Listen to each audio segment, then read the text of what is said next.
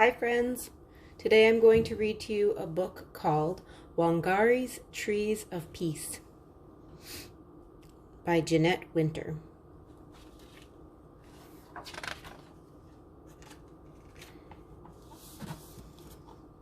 Wangari's Trees of Peace, a true story from Africa.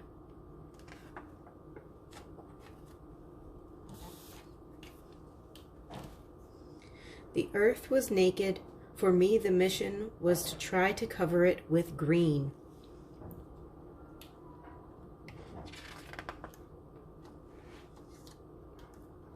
Wangari lives under an umbrella of green trees in the shadow of Mount Kenya in Africa. She watches the birds in the forest where she and her mother go to gather firewood for cooking.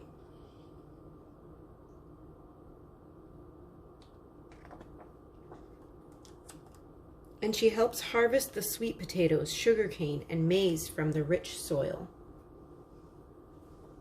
Wangari shines in school, and when she grows tall like the trees in the forest, she wins a scholarship to study in America.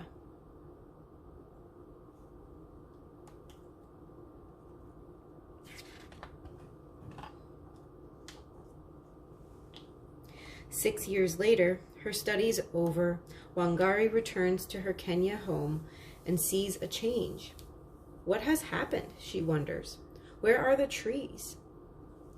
Wangari sees women bent from hauling firewood miles and miles from home.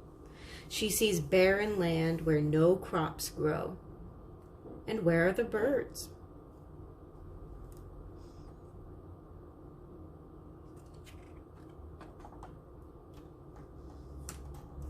Thousands of trees have been cut down to make room for buildings, but no one planted new trees to take their place. Will all of Kenya become a desert? She wonders as her tears fall. Wangari thinks about the barren land.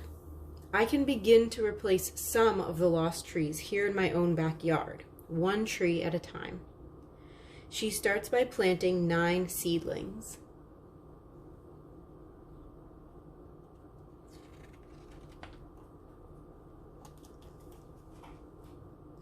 Watching the seedlings take root gives Wangari the idea to plant more, to start a farm for baby trees, a nursery. In an open space, she plants row after row of tiny trees. Next, Wangari convinces the village women that planting trees is a good thing. She gives each one a seedling. Our lives will be better when we have trees again. You'll see. We are planting the seeds of hope.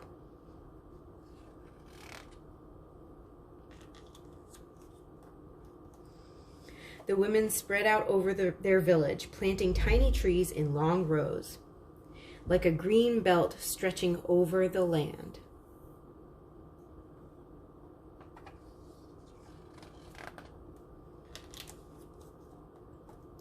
The government men laugh. Women can't do this, they say. It takes trained foresters to plant trees. The women ignore the laughter and keep planting. Wangari pays them a small amount for each seedling, still living after 3 months. Their first earnings ever.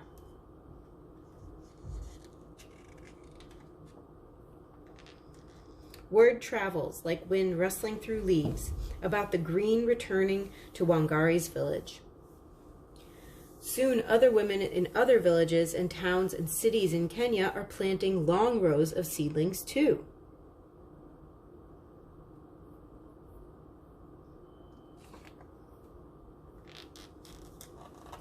But the cutting continues.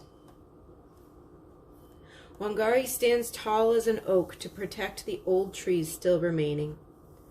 We need a park more than we need an office tower.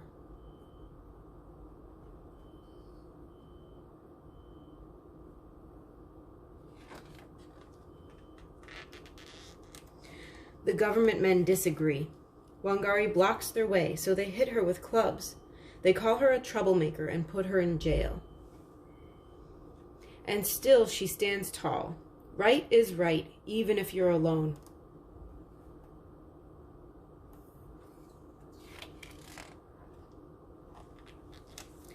But Wangari is not alone. Talk of the trees spreads all over Africa, like ripples in Lake Victoria. More women hear the talk and plant even more seedlings in longer and longer rows. The seedlings take root and grow tall until there are over 30 million trees where there were none.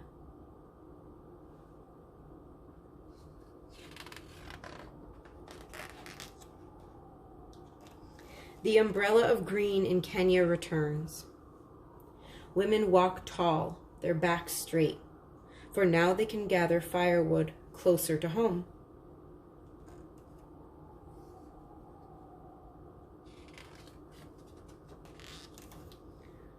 The land is no longer barren. Sweet potatoes, sugarcane, and maize grow again in the rich red earth. The whole world hears of Wangari's trees and of her army of women who planted them.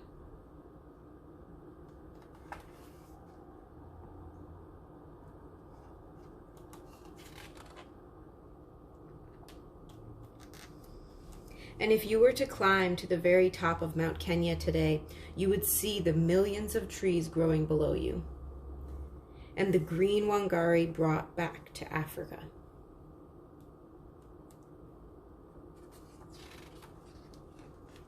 That's the end.